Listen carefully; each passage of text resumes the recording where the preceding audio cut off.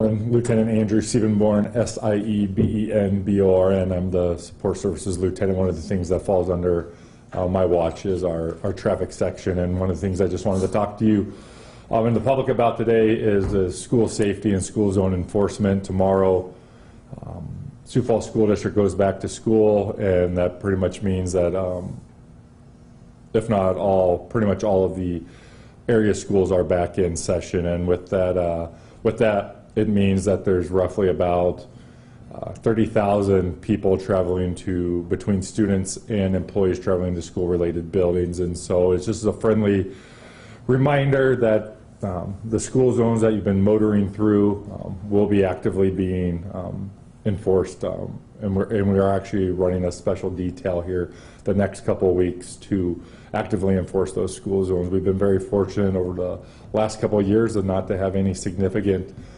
student or child versus vehicle collisions in those areas, and we would like to continue that going forward. So again, we just ask the public to know your routes. If you're traveling by a school, know where those school zones start and stop, and recognize that when children are present in those zones that you do need to slow down to the 15 miles per hour. So it's very easy if you're traveling at what would be the normal speed limit without children present to be 10, 15, even 20 miles an hour over that speed limit. And we will have a significant number of traffic officers and our school resource officers out there enforcing those school zones, both through enforcement with ticketing and also with education in those areas. Along with that comes the number of school buses that will be out there, again picking up students. So please adhere to their flashing lights, to their stop signs. When those are extended, that means stop. If you're on a non-divided street in both directions, and don't drive by those school buses, as again you've got kids getting on and getting off those buses, and again major safety concerns if you were to pass that bus if it's got its arm extended. So this is your friendly reminder to adhere to that. We hope for a very safe and successful school year for all those involved. We'll take any questions if you have any. What kind of fines are we looking at for those kinds of violations? I could look. I'd have to look.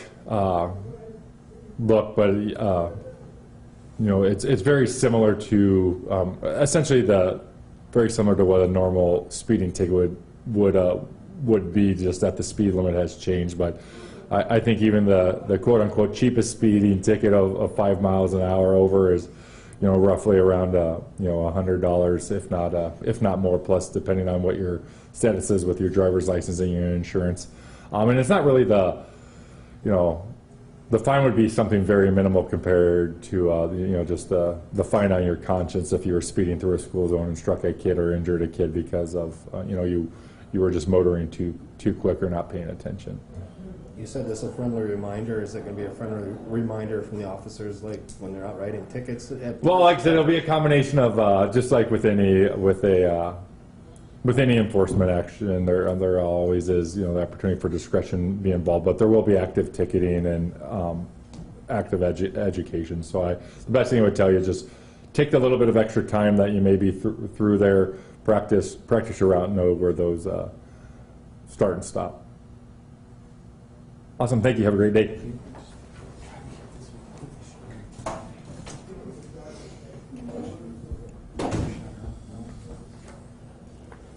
Okay, a couple of things to hit on. I'll just kind of go through the aggravated assaults. The first one, this first one we had was in the 600 block of North Lewis Avenue. That was around 2:30 a.m. this morning. There was some gunshots. Ended up finding there were 2 different apartments that had been shot. There were people inside both of them. Thankfully, there were no injuries. One of them happened I guess early this morning. The other one may have happened then, or may have been from an earlier time and just wasn't reported, so we're not really sure on that. Their officers found 10 casings on the ground outside. Outside of that, don't have much information. A few people called in that they heard the gunshots, didn't see anything, so we're still looking for people that were responsible for that. The other aggravated assault, one of them was, I guess I don't have reports on. The other one was a guy that was walking. Some people that he knows were in a car, and they drove the car at him. It seemed like they were intentionally trying to hit him, but they did not. So no arrests on that at this point, but at least we have some information to follow up on. Burglaries, one was a bicycle taken, one was a storage unit that was entered. The embezzlement were cars that were loaned out. Family offenses, protection orders, frauds, ID thefts, and reports. Nothing big from the larcenies, just kind of a little bit of everything. The robberies, the first one we had was yesterday just before 11 o'clock, and this one got a lot of attention. But we had a guy that walked into the bank at Rice Street and Cliff Avenue. He had a backpack with him. Kind of made some different comments inside the bank, that he had a gun, and he made some comment about having a bomb. He ended up getting cash. As he left, before he left, he then was trying to get keys from somebody inside the building. At one point, it was a different customer, ended up giving the man keys to his vehicle. So there was a little bit of delay. He was in the bank for a while. I don't know exactly what the time frame was, but we had a lot of officers that were in the area when that call came out, and so a lot of things happening. But as he came in and essentially made it known that he was robbing the place, another employee was able to hit an alarm. That's what got the response from law enforcement. So as the suspect walked out of the building, law enforcement was there. They were able to take him into custody without any issue. Because of the statements that he made about having a bomb with him, his backpack was left on the ground. We ended up getting the bomb squad to come out there. They checked and found that there was no bomb inside the backpack, so it was essentially safe. But we did have that area at Rice and Cliff shut down for quite a while because of that, and obviously it was just for the precautionary measures. So the man was arrested for 2 counts of robbery and then 1 count of committing a felony with a firearm. There was a gun that was found inside his backpack. I think that's all I have on that. I can give you his name.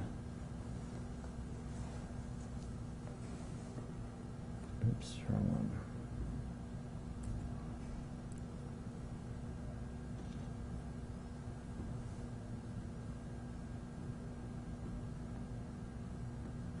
There you go. His last is Mohammed, Mohamed.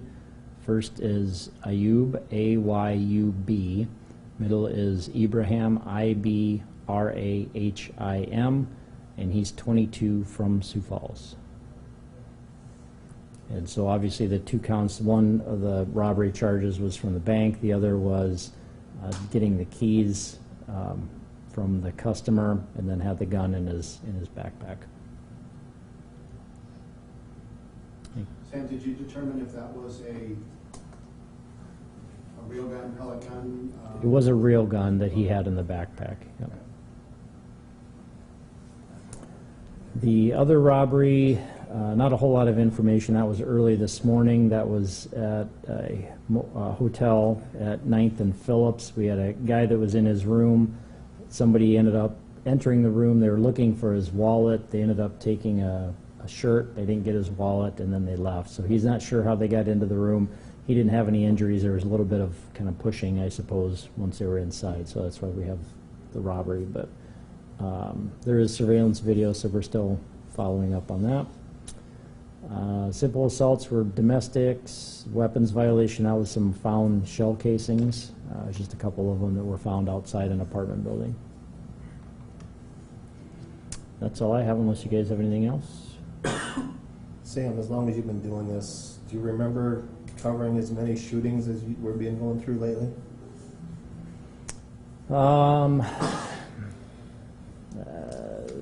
I would say they seem to be creeping up.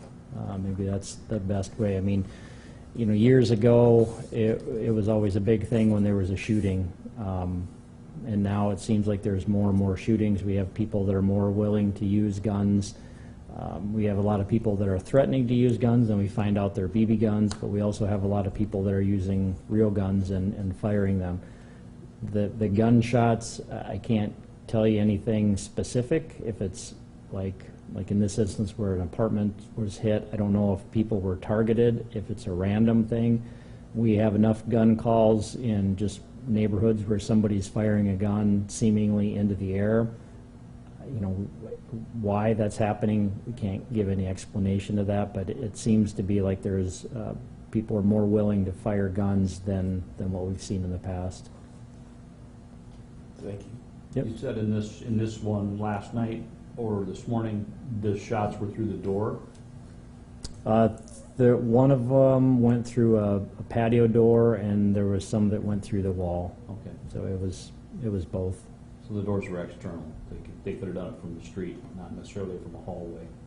No, this was, yeah, this apartment complex, all the doors, they're all kind of connected, but they all have separate entrances to the outside, so there's no hallways involved with that. Sorry, I should have clarified that. It's more kind of like a townhome type setup. Anything else? Okay, thanks. Thank you.